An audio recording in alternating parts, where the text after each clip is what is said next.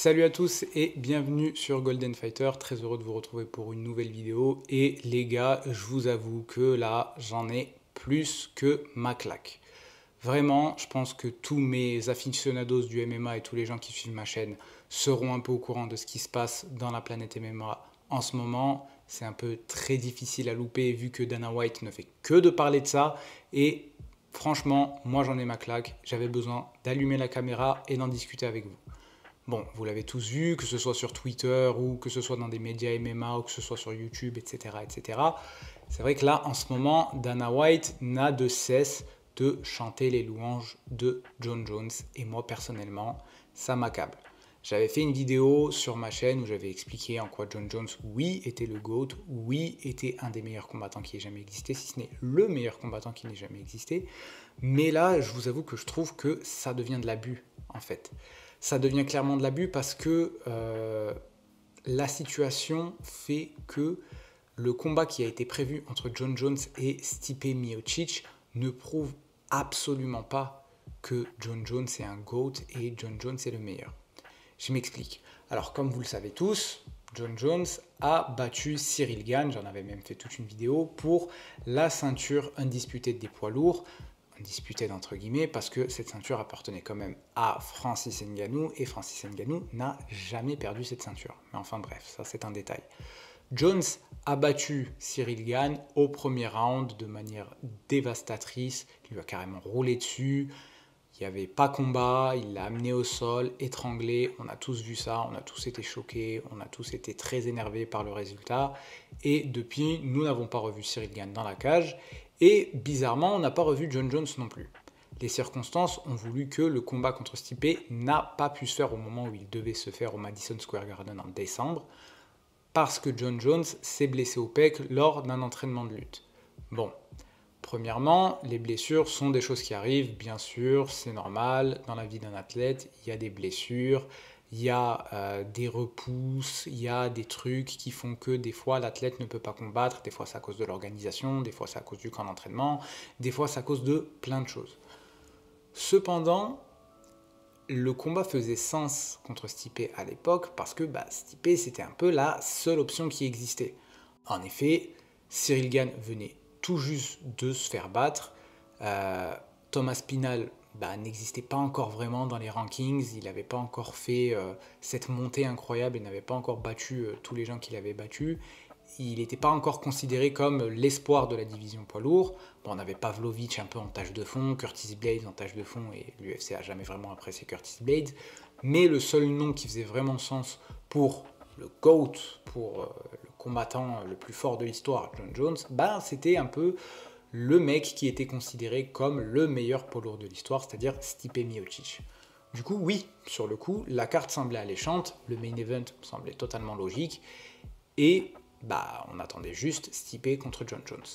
Cependant, avec l'annulation à cause de la blessure de Jon Jones, forcément, l'UFC a dû essayer de sauver les meubles. Et du coup, on a eu le droit à un combat pour une ceinture poids lourd intérimaire à l'UFC 295, il me semble, entre Thomas Pinal et Sergei Pavlovich. Alors, le truc, c'est que je pense que l'UFC n'avait pas prévu que ce combat et les répercussions et les conséquences qu'il aura. En effet, on a eu un Thomas Pinal qui a fait une performance incroyable et qui a battu Sergei Pavlovich par KO. Et il faut savoir que Sergei Pavlovich était considéré comme, après Francis Ngannou, le knockout artiste le plus terrifiant, le plus puissant et le plus fort de la division poids lourd.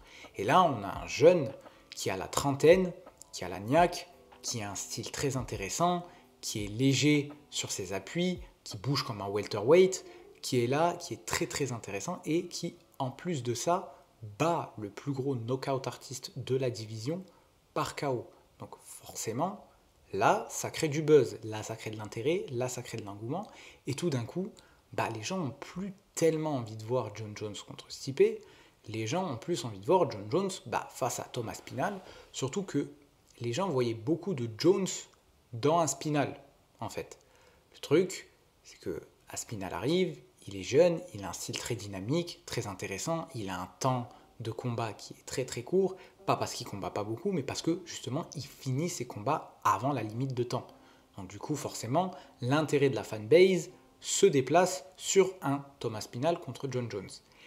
Et malheureusement, je pense que la réaction que Jones a eue lorsqu'on lui a proposé le combat Thomas Spinal contre Jon Jones a contribué à un peu dégoûter la fanbase de Jon Jones et aussi de l'UFC. Ce qui s'est passé, c'est que Jones a catégoriquement refusé d'affronter Thomas Spinal et a carrément fait comme si Thomas Spinal en fait n'existait pas et qu'il n'avait rien prouvé. Le problème, c'est que ça aurait pu marcher si Thomas Spinal était juste un no-name, il était ranké numéro 14 et qu'il avait call-out Jon Jones. Oui, là, ça semble ridicule. Sauf que là, c'est pas le cas. Là, on est face au champion intérimaire des poids lourds.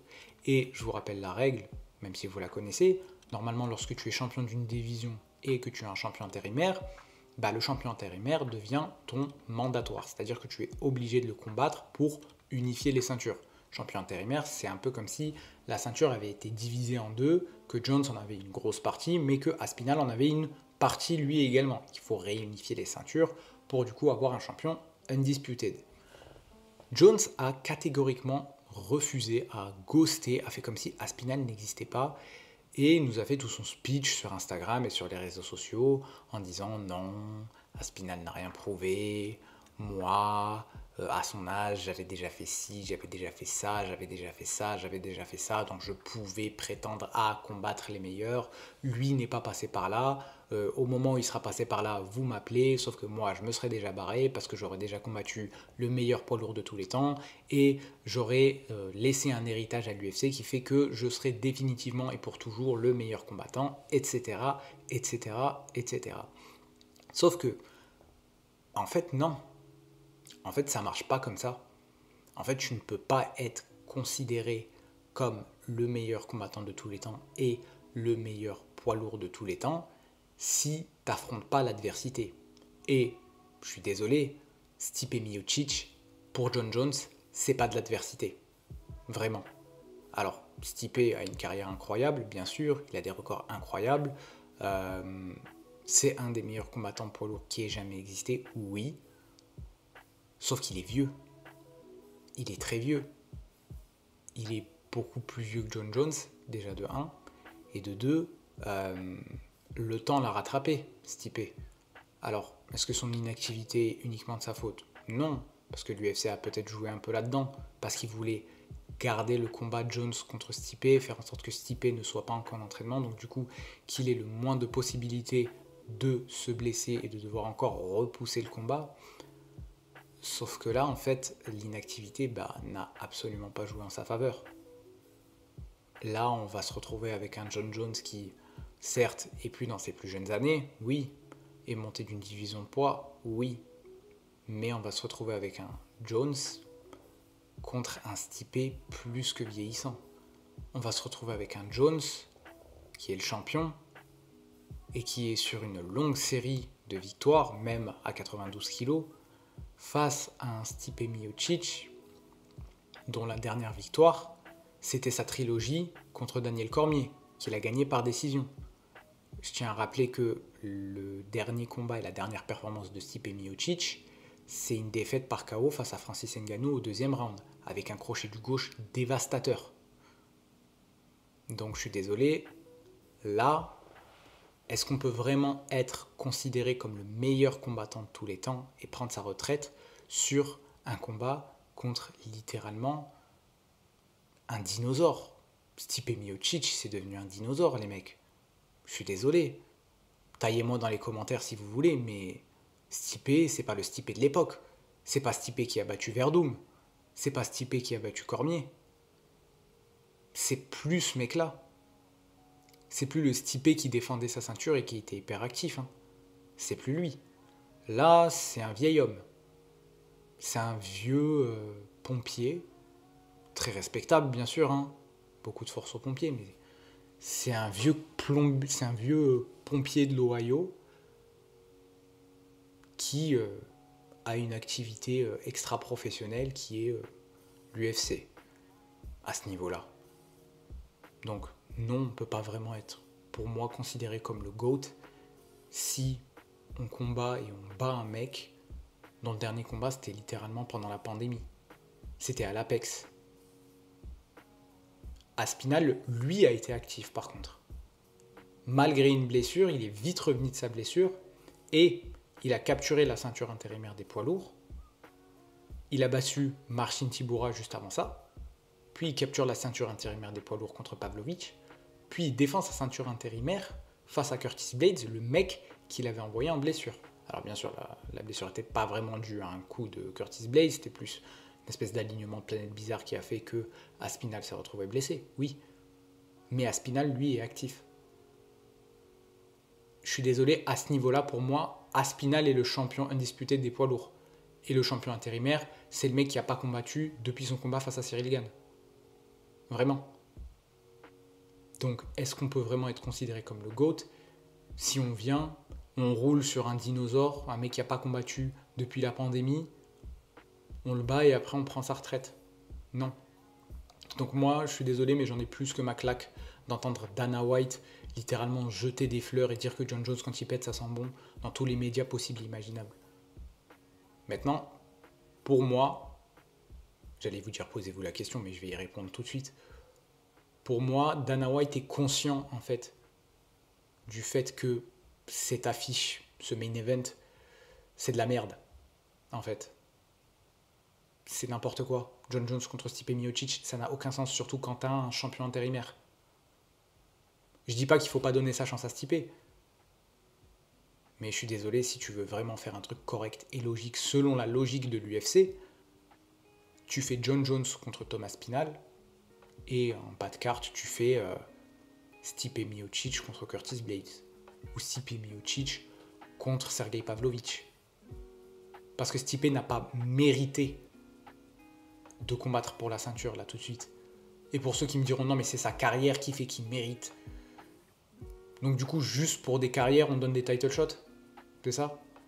Ça veut dire que demain, si Anderson Silva décide qu'il a envie de recombattre en MMA, il revient à l'UFC, il combat Dricus du Plessis tout de suite? Parce que sa carrière, elle est incroyable, Anderson Silva. Ça veut dire demain, Lyoto Machida, il revient, sa carrière est incroyable. Il peut combattre Alex Pereira.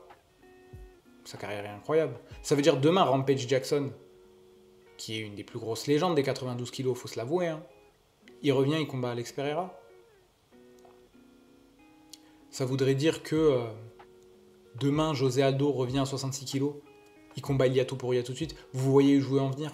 Normalement, les carrières ne devraient pas justifier des traitements de faveur comme ça. Et un gros problème de l'UFC en ce moment, le problème John Jones, c'est un peu l'arbre qui cache la forêt, c'est la gestion de carrière des mecs. C'est la gestion de carrière des combattants, là, tout de suite. Parce que, certes, d'un côté, on a le problème avec John Jones, où, littéralement, on lui donne Stipe en pâture. Mais on a également le problème de Conor McGregor, les gars, je sais pas si vous avez oublié ou pas. Mais Conor, il devait combattre le 29 juin. Ça ne s'est pas fait. Puis après, Conor a dit qu'il voulait combattre en décembre. Comme je vous ai dit, les blessures, ça arrive. Conor avait été blessé, il préférait être à 100% pour son retour, ce qui se comprend, bien sûr. Mais Conor veut combattre en décembre. Dana dit qu'il veut pas voir Conor en décembre. Le truc, c'est que Conor a 36 ans. Et lui aussi, la dernière fois qu'il a combattu, c'était en 2021. C'était contre Poirier. Donc on a perdu 3 ans de McGregor, là, tout de suite. Vraiment. Je sais pas si vous vous rendez compte. La gestion de carrière, là, tout de suite, des plus grosses stars de l'UFC est littéralement faite avec le cul. Faut dire ce qui est. Et c'est un vrai problème. Parce qu'on a des combattants qui ont des traitements de faveur, comme John Jones, comme Stipe aussi. Hein. Stipe a un traitement de faveur parce qu'il combat pour la ceinture après une défaite par KO. Et à côté, on a des jeunes aspirants au titre, champions intérimaires, qui se démènent pour grimper dans le classement, pour devenir champion intérimaire, pour avoir leur chance. Et derrière, on leur chie à la gueule. C'est pas possible. Et puis derrière, aller dans les médias et dire partout que John Jones est le meilleur, John Jones est le GOAT, John Jones c'est le meilleur combattant qu'on ait vu. Si John Jones était dans une pièce avec Tyson Fury, ce serait John Jones qui sort. Si John Jones est dans une pièce avec Anthony Joshua, c'est John Jones qui sort. Mais est-ce que tu peux vraiment faire toute ta promo et tout ton marketing sur un mec qui n'est pas là et qui en plus combat des dinosaures? Pendant longtemps, Dana White a taillé la boxe anglaise. Vraiment. À dire que la boxe anglaise c'était nul, qu'à cause des 1 milliard de fédérations, etc., on n'avait pas les combats que nous les fans on voulait voir, et que les mecs s'évitaient, ne combattaient jamais entre eux. Mais là, osez me dire que John Jones n'est pas en train d'éviter Thomas Spinal. Osez me dire que Dana White n'est pas en train d'essayer de faire en sorte que John Jones évite Thomas Spinal. Osez me dire que Dana White n'est pas en train d'aider John Jones à éviter Thomas Spinal. Pourquoi? Parce que si le GOAT se fait battre par Aspinall, c'est très mauvais pour le business.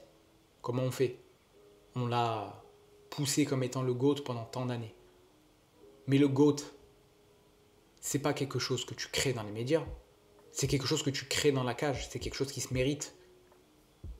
Et on est en train littéralement là tout de suite de retirer ce droit-là à Thomas Spinal. Qui a fait le taf? Comme on est en train de retirer l'opportunité à Michael Chandler d'avoir son gros money fight contre Conor McGregor. Alors qu'il a fait le taf. Il a fait le Ultimate Fighter. Il a coaché. Il a été là. Il a battu Tony Ferguson.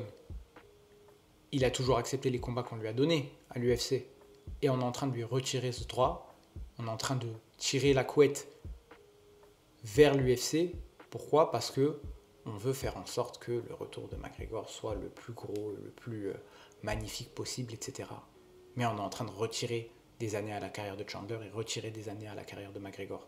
Comme on est en train de enlever son opportunité à Thomas Spinal qui l'a clairement mérité. Parce que personnellement, je pense que si Aspinall était dans une cage avec Jones, il le battrait. Je dis pas que ce serait simple. Je dis pas qu'il lui roulerait dessus. Peut-être même, hein, mais moi personnellement, je pense pas qu'il le roulerait dessus. Mais je pense que Thomas Spinal a absolument toutes les armes pour battre un John Jones. Et le gros problème là tout de suite, c'est que en faisant ce genre de choses, en allant dans les médias, en disant partout que John Jones est le meilleur et qu'il va combattre Stipe qui est le meilleur poids lourd, alors que le meilleur poids lourd là tout de suite, c'est clairement Thomas Spinal. Et que les meilleurs poids lourds, ça reste Thomas Spinal, ça reste Sergey Pavlovich, ça reste Curtis Blades et aussi Cyril Gane. Et Alexander Volkov.